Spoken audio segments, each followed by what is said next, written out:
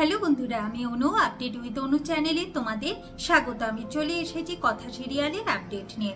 কথা সিরিয়ালে তো দেখা যাচ্ছে যে মুকুট চুরির দায় কথাকে পুলিশ অ্যারেস্ট করে নিয়ে যাচ্ছে, আর এফআইআর কাগজে সমীর গুহ সই করে দিচ্ছে। তাই এত সহজে কথা বেল পাবে না। প্রত্যয় অনেক চেষ্টা করছে, অনেক ওপর মহলের সাথেও কথা বলছে, কিন্তু কোনোভাবেই কথাকে জেল থেকে ছাড়াতে পারছে না। কথা তো এদিকে ভেঙে পড়েছে, সে ভাবছে হয়তো তার স্বামী এভি এসে তাকে বাঁচাবে, কিন্তু কি করেই বা সে এই প্রত্যাশাটা করছে।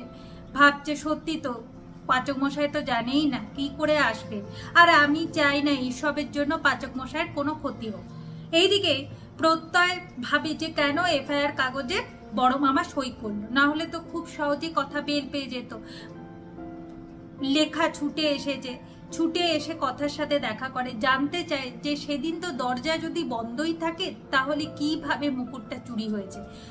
কথা কি কিছু আজ পেয়েছে সেটা অন্তত বলুক, কথা তো কিছুই বলতে পারে না। এদিকে কথার মামা মামিও এখানে নেই। জুনি বলে যে আমি কথার জন্য সমস্ত কিছু করতে পারি, কথার যে অভিভাবক নেই এটা আপনারা ভাববেন না, আমি কথার জন্য সমস্ত কিছু করতে রাজি। কিন্তু কথা খুঁজে পাচ্ছে না যে কে এত বড় কথার ক্ষতি চাইছে। কথাকে বিপদে ফেলে তার কি লাভ হবে, কিছুতেই কথা খুঁজে পাচ্ছে না। তবে জেলে থাকাকালীন বাদ বাকি মহিলারা বুঝে গেছে যে কথা কেমন টাইপের মেয়ে, কথা এই কাজটা করতেই পারে না। তবে তারা ভাবে যে কিছু কিছু শ্বশুরবাড়ির লোকেরা তো কথাকে ভালোবাসে, হয়তো তারাই চেষ্টা করবে যাতে কথা নির্দোষ প্রমাণিত হয়। প্রত্যয় তো বলে আমি খুব চেষ্টা করছি যাতে কথা বেলটা পেয়ে যায়। তাহলে এখন অভিভাবক হিসাবে দাঁড়াচ্ছে এভিকে সমস্ত কিছু জানাতেই হবে। প্রত্যয় এভিকে সমস্ত কিছু জানায়।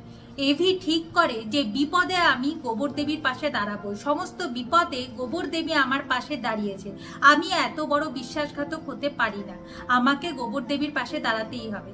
আমি এক্ষুনি কলকাতা ফিরবো। তাই পলকে ডেকে পাঠায়, পলকে সমস্ত কিছু বলে, কিন্তু পল বলে যে এভি তো কন্ট্রাক্ট পেপারে সই করে দিয়েছে, এত সহজে তো যাওয়া যাবে না। এখন এভি বলে যদি আমার ফ্যামিলির লোকেরা বিপদে পড়ে আমি যাব না, এটা তো হতেই পারে না, কোনোভাবেই ফ্যামিলির আগে আমার পেশা নয়, তাই আমাকে ফিরতেই হবে। হ্যাঁ ফিরতে পারে, তাহলে অনেক মোটা অঙ্কের ক্ষতিপূরণ দিতে হবে।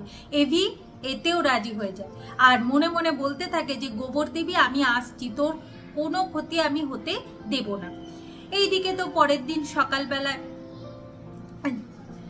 সবাই খাবার নিয়ে কাস্টাডিতে খুব ঝামেলা করছে। যে অফিসার কথাকে অ্যারেস্ট করে নিয়ে এসেছিল সেই অফিসার তাদেরকে খুব কথা শোনায়, সঙ্গে সঙ্গে কথাকেও কথা শোনাতে থাকে।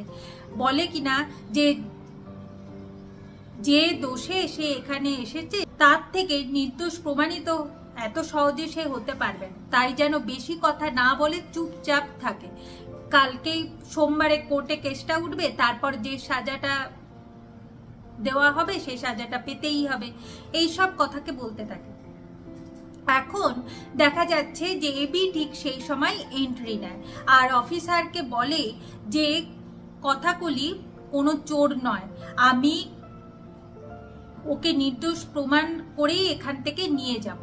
কিন্তু অফিসার জানতে চায় যে উনি কে, যে ওনার কথায় সমস্ত কিছু হবে।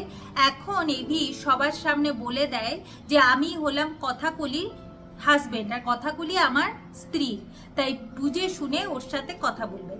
আর গোবর দেবীকে বলে দেখছিস তো 2 দিন হলো আমি গেছি, তাও তুই নিজের খেয়াল রেখে ঠিকঠাক থাকতে পারলি না, বাধ্য করলি তো আমাকে ফিরে আসতে, আর প্রেসের সামনে কি করে মুখ দেখাবি তুই সেটা ভেবেছিস? কথা বলে আমি কিন্তু কোনো কিছু বলিনি পাচক মশাই, আমি এখানে কাউকে জানতে দিইনি যে আপনি আমার স্বামী, আপনি দেখলেন তো নিজের মুখে বলে ফেললেন, তাহলে আপনি কি করে আপনার ইমেজটা ধরে রাখবেন? এখন এবি বলে যে কথা তুই কি সব সময় ভুলই বুঝবি, সারা জীবন ভুল বুঝে এসেছিস, এখনো ভুল বুঝে যাবে। আমি আমার কথা ভাবছি না এই সময় দাঁড়িয়ে, আমি তোর কথা ভাবছি যে যদি স্পেসের লোকেরা জানতে পারে তাহলে তোর ইমেজের কি হবে, আর এই রকম জায়গায় থাকতে কতটা কষ্টকর তুই সেটা জানিস। তবে চিন্তা নেই, আমি যখন চলে এসেছি আমি তোকে এখান থেকে বাড়ি ফিরিয়ে নিয়ে যাবই। এটাই আমার প্রমিস। এরপর সে অফিসারের কাছে গেছে আর বলে যে বেলের জন্য কি কি করতে হবে। তবে অফিসার জানায় যে এত সহজে বেল পাওয়া যাবে না, কারণ এফআইআর হয়েছে, তাতে সমীর গুহ সই করেছে। এটা দেখে এভি অবাক হয়ে যায়। এরপর অফিসার বলতে থাকে, আপনার স্ত্রী তো চোর, তাই চোরের জন্য একটা ভালো উকিল কিন্তু জোগাড় করতে হবে, আপনি বরঞ্চ এখানে দাঁড়িয়ে না থেকে উকিলের জোগাড়টা করুন। এরপর এভি বলে, আমার স্ত্রী কথাগুলি চোর নয়, সেটা আমি একদিন প্রমাণ করে দেবো। আগামী পর্বে দেখা যাচ্ছে এখন এভি কথার কাছে আসে আর বলে, দুদিনে নিজের কি অবস্থাটা করেছিস দেখেছিস গোবর দেবী। দিয়ে তারপর টিপটা, যেহেতু কথা ঠিকঠাক জায়গায় পড়া ছিল না, তাই তাকে টিপটাকে ঠিক করে পড়িয়ে দেয় আর প্রমিস করে কথাকে যে পয়লা বৈশাখের আগেই কথাকে নির্দোষ প্রমাণ করে সসম্মানে গৃহবাড়িতে ফিরিয়ে নিয়ে যাবে। আর এইটা শুনে কথাও একটু সাহস পায়, আর সে তো জানেই যে আমি কোনো দোষ করিনি। আর মনে মনে বলতে থাকে যে মা আনন্দী, তুমি কি তাহলে পাচক মশাইকে ফিরিয়ে নিয়ে এলে? আর এটাও জানতে পারে কথা যে তার জন্য একটা বড় উকিল ঠিক করা হয়েছে। এটা শুনে কথা খুব আনন্দ পায়।